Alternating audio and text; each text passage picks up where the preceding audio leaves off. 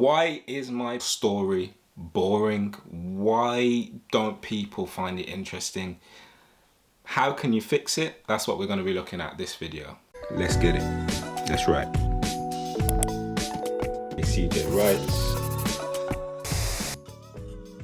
Hello and welcome back to the channel. This is CJ Writes here again with another video. Why is my story boring? The first thing you've got to do is you've always got to go back to why you decided to write this piece in the first place.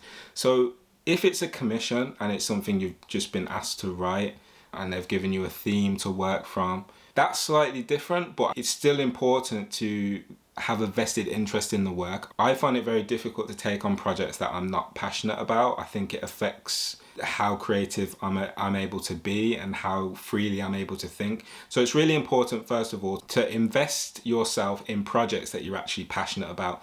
Go back to the drawing board. Why did you decide to write this piece? What was it about this story that really inspired you and you just thought, I've got to get my pen, I've got to get it to paper, or I've got to get my laptop out and I've got to write this story? What was it about that theme or that potential narrative that made you want to write it? Every so often you've got to go back to that, because what can happen is as you're going through the journey of writing, and it is a journey, because some days you might think, actually, yeah, this is great, you know, I can't wait to see this. And then other days you might be thinking, actually, is this even worth writing? So you've always got to think, the reason I did this is because I wanted the audience to understand a little bit more about this theme or this topic. I wanted people who come from this sector or environment to have a vested interest in the characters and be able to ask questions, or I, as the writer, want to ask questions of the world. That's why I'm writing this. Whatever it may be, you've got to go back to the drawing board and think about why it is that you want to write this story. So the second point I have is, who do you want to enjoy this story? I try to write plays that are quite universal in theme, but of course, I'm looking through a particular lens. So there's always going to be people that are more interested in the types of narratives that I'm writing about than others. So I always think about 1, 2, or 3 types of people. I'm thinking about age, I'm thinking about location, I'm also thinking about race and ethnicity. Who are the types of people that I would like to see, if it's a play, in the theatre when this goes on? And those are people, when I've completed my first draft or second draft, or even on the journey, if it's a little scene here and there, those are the people I want to share it with, so that I can get them to ask me questions and it will help to feed back into the work. So who do you want to enjoy this work? Who is this writing for? If it's just a piece for you personally, then that's not so important, because as long as you're enjoying writing it and you're enjoying reading it and you're not really interested in sharing it, then that's, you know, more of a therapeutic thing. But if this is something that you want to be commercial, you want to share, then it's good to get those people that you actually want as your target audience to resonate with the work. You want to get their feedback on it at the early stages if possible. Don't be afraid to do that. So the third point about why people may find your writing boring is because the stakes aren't high enough. Now, in one of my previous videos, I talked about wants and needs.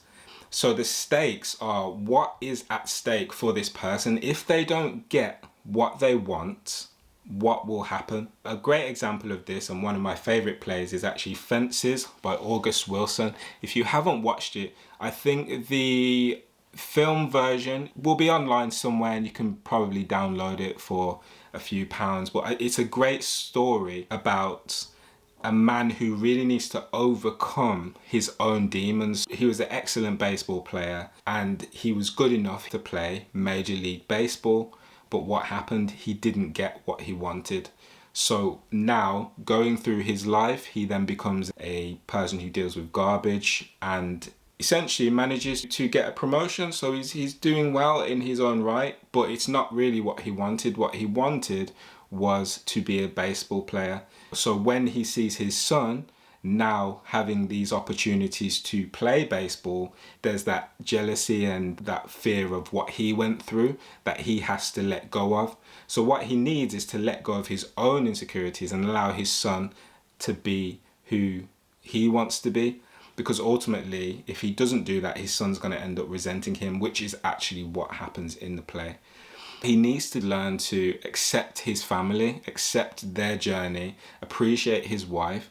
He doesn't do that. He has an affair, he has a child, and then he realizes what he needs is actually a mother for the child, because the child's mother dies giving birth. So now he needs his wife to step forward and help him, because he doesn't feel equipped to be able to look after the child. So there's, again, this amazing emotional roller coaster that you go through when you're watching that piece, because the stakes are so high. So ultimately, if he doesn't learn to become a better person, then he will lose everything he fought so hard for.